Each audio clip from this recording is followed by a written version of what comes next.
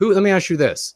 Who now is outside of the anti-white sphere that is, I guess, acceptable right now? What countries that are not non-white? What countries are unacceptable because they're not quite anti-white enough and they're not non-white? What countries are those?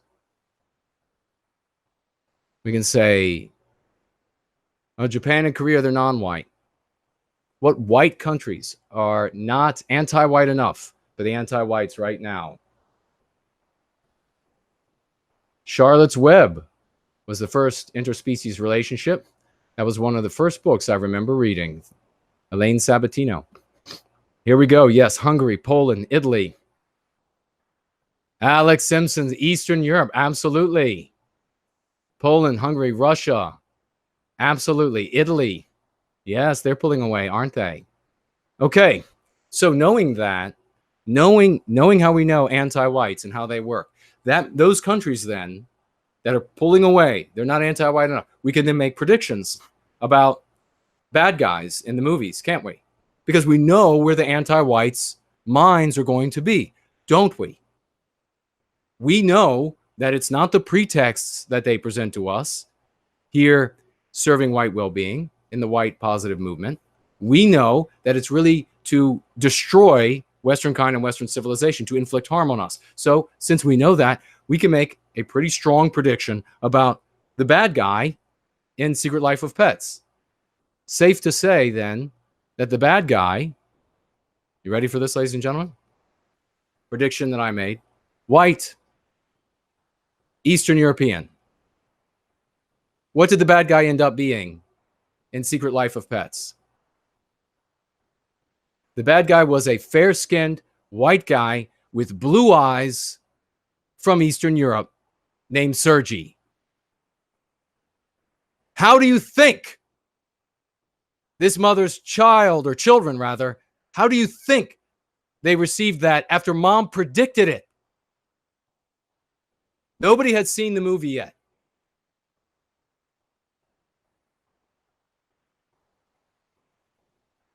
They immediately realized that mom is on to something.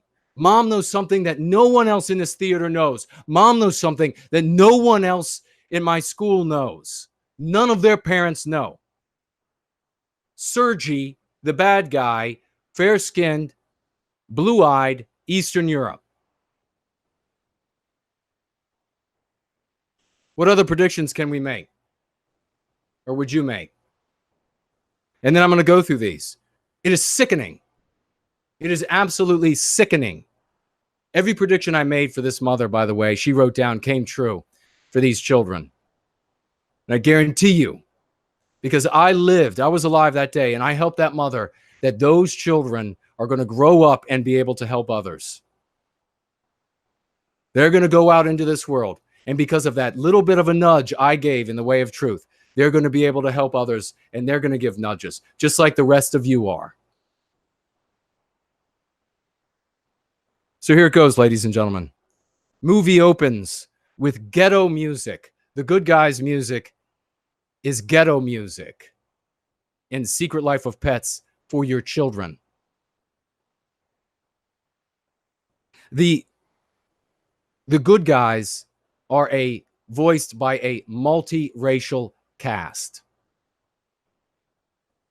That's another prediction you can make for your children, nephews, and grandchildren. Good guys are a multiracial cast. The more than several of the good guys are given ghetto slang voices. And what insidious garbage that is to feed to white children. That these loving, cuddly, friendly, kind, helpful, talking animals, all positive qualities, speak to them the same way that a rapist in the ghetto would speak to them, that a thug in the ghetto would speak in the exact same vernacular, the exact same words, the exact same slang. What does that teach your children, your little white babies, your little white boys and girls? That teaches them that in reality, we all know that people speak with that ghetto tongue are dangerous. We know that in reality, people who speak with a ghetto slang rape and murder and slay and rob far more than they don't. You're not going to find people speaking with ghetto slang in the best places in society. You find them in the worst places. You find them dealing drugs. You find them throwing up gang signs. So what kind of an evil, God-forsaken monster would insert into your child's head that those are actually good people? That those are actually people that you can rely on? That down deep, their heart is golden? That they mean right by you? That they want to help the little guy? They want to help the unfortunate? And that, in fact, they are being held down by the evil, tall, fair-skinned, blue-eyed Eastern European white man who strikes these little, soft, delicate animals with a whip and malice. What kind of thought is that to put into your children's heads? That they can turn to this, that they can turn to these monsters for kindness and consideration and help. Every day in this country, there are white girls at high school and in university level who disappear because Nickelodeon taught them, starting back in the late 80s or so, that every group of white girls, 2, 3, 4, 5, 6, whatever size group it was, every group of white girls had to have a non-white male or males in their group, or it wasn't a legitimate group. You never saw these things anywhere in society. It is totally illogical that there would be a group of white, bubbly girls, preteens and teenagers that would want in their midst thug non-white males as part of their friend group. And then Nickelodeon and all of these other anti-white platforms poured on the propaganda. They poured it on everywhere you looked. Every group of white girls had a thug in their midst. It legitimized them. It was the cool thing. They had to have it. And then what did you see? You went to the malls and it was everywhere. The group of white girls, 7 white girls, 2 thugs, 5 white girls, a thug. Everywhere you went, they dutifully followed the trendy thing, the fashionable thing, and folks, the dangerous and deadly thing. Because every day in this country, white girls disappear because they go out and they get drunk and they get lost and they need help. And then they see somebody who otherwise their mind should tell them, this is a dangerous person. This is someone you should stay away from. They speak with a thug accent and a thug tongue. They dress like a thug, but their whole lives they have learned that even though they speak with the tongue of a thug, even though they dress with the clothes and the attire and the accoutrements of a thug, they're really just kind people. They really just want to help you down deep in their hearts. They mean nothing but good to you. Their voices are in the soft, cuddly, helpful animals in the movies they watched as children. They were always telling jokes and laughing, and always oppressed by that white man who beat them with the whip, who beat them down. And then they go up to these men and they ask for help. How do I get from here to there? I'm too drunk now. I can't remember where I have to go.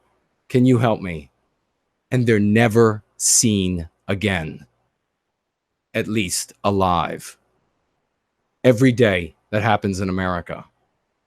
Every day. And across the West, how many lives are lost because of the kind of propaganda that people are taking in? That's the kind of meme pathogens that people are taking their little boys and little girls to Secret Life of Pets and being infected by. That day, ladies and gentlemen, if you don't inoculate them, that may very well be the day that years later in their life, they end up in the trunk of a car.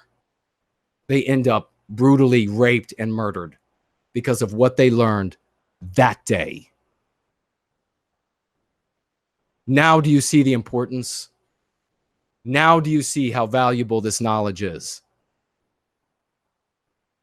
Don't let anyone tell you otherwise. And anyone who would say otherwise, or anyone who would mock this, immediately has revealed that they're anti-white, and you don't need to spend another moment listening to a thing they say. You better not spend another moment listening to a thing they say, ladies and gentlemen.